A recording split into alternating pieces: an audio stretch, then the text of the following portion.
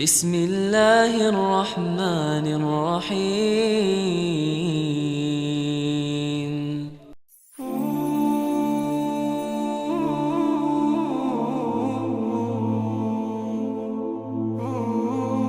Wa aminu, dan berimanlah kalian, bima, dengan apa yang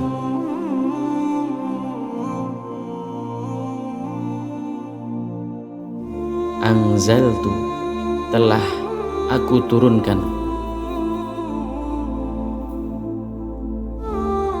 musaddiqon, sebagai pembenaran, lima, bagi apa yang ada,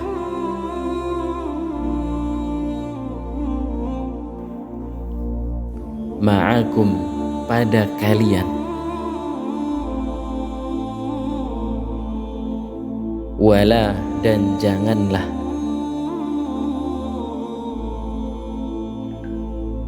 takunu, kalian menjadi,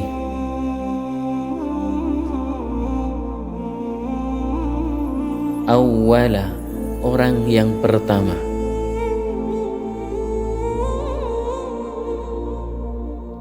kafirim bih, kafir kepadanya, wala, dan janganlah,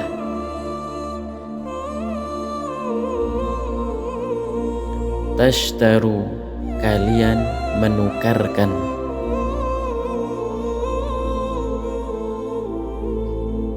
bi ayati, dengan ayat-ayatku,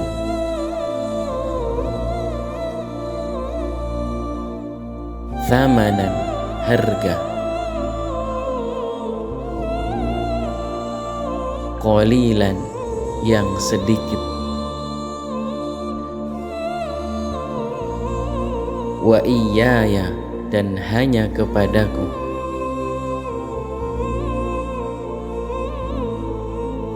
fattaqun, kalian hendaknya bertakwa.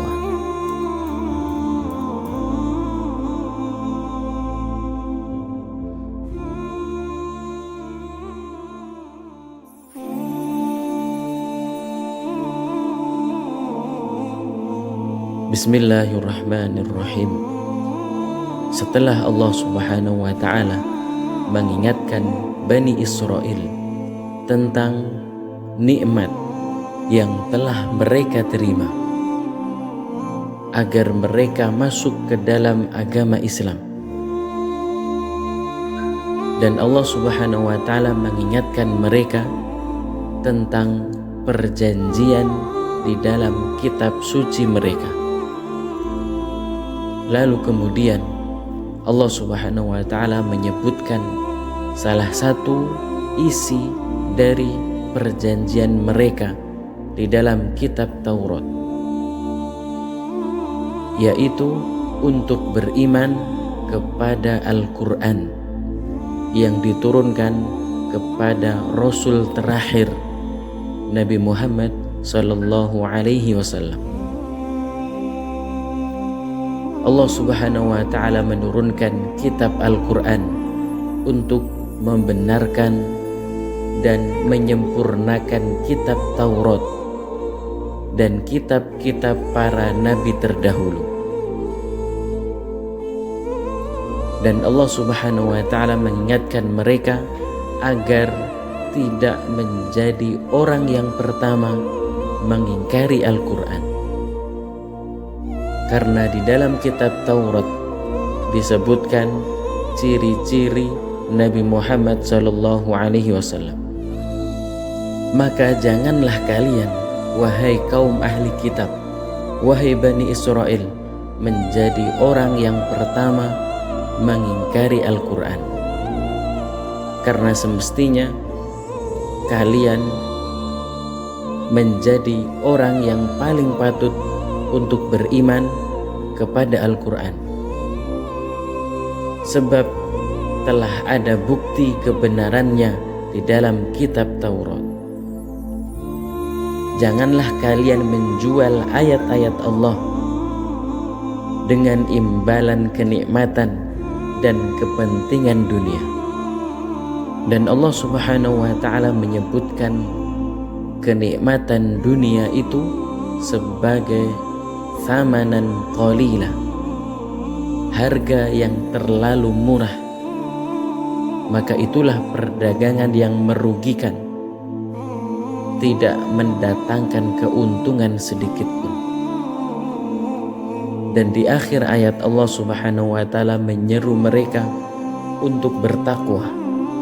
Janganlah kalian takut kepada siapapun selain kepada Allah Subhanahu wa ta'ala, sebab dialah yang memegang kunci segala kebaikan.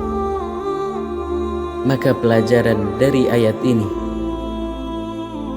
pertama, bukti beriman kepada para nabi terdahulu adalah membenarkan Al-Quran dan Nabi Muhammad SAW, karena Al-Quran datang untuk menyempurnakan kitab-kitab terdahulu.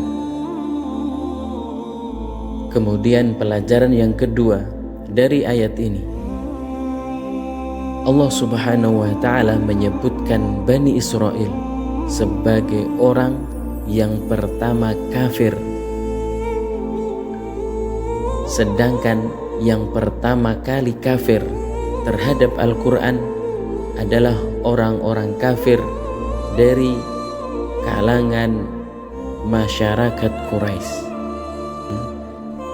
Ini disebabkan karena orang-orang kafir Quraisy ketika mengingkari Al-Quran, karena memang sebelumnya mereka tidak mendapatkan pengetahuan tentang Al-Quran dan kerasulan Nabi Muhammad sallallahu alaihi wasallam.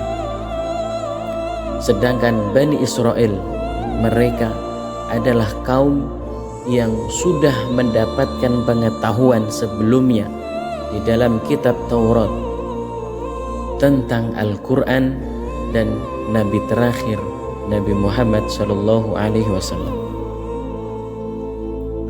Dan larangan untuk tidak menjadi orang yang pertama kafir itu menandakan kuatnya larangan tersebut, karena mereka akan menjadi pemimpin orang-orang kafir berikutnya dari kalangan mereka, yang akan menanggung dosa-dosa orang kafir berikutnya sampai hari kiamat.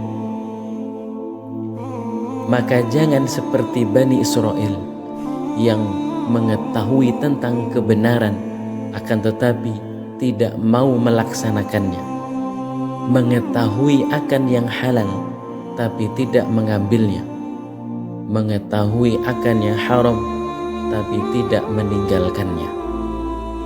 Maka akan ada balasan yang berat bagi orang-orang yang mengetahui akan kebenaran lalu dia melanggar kebenaran tersebut. Kemudian pelajaran yang ketiga dari ayat ini, maksud dari membeli ayat Allah dengan harga yang murah adalah menutup-nutupi kebenaran tentang kenabian Muhammad sallallahu alaihi wasallam, meninggalkan perintah Allah, merubah hukum-hukum Allah, serta membuat kabar berita yang merusak Al-Quran dan agama Islam. Mereka itulah orang-orang yang meninggalkan sesuatu yang abadi dan mengambil sesuatu yang sementara, melepaskan keimanan hanya karena kenikmatan dunia. Mereka menganggap dunia lebih berharga dan lebih bermanfaat bagi mereka.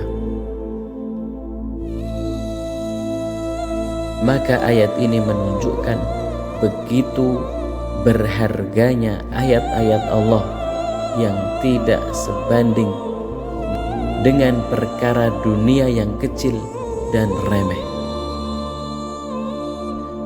Maka sangat merugi orang-orang yang menukar sesuatu yang berharga dengan sesuatu yang remeh.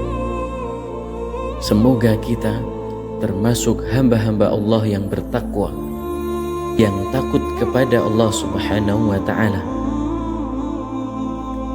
Rasa takut kita kepada Allah akan memudahkan kita untuk melakukan ketaatan dan menghalangi kita dari pelanggaran.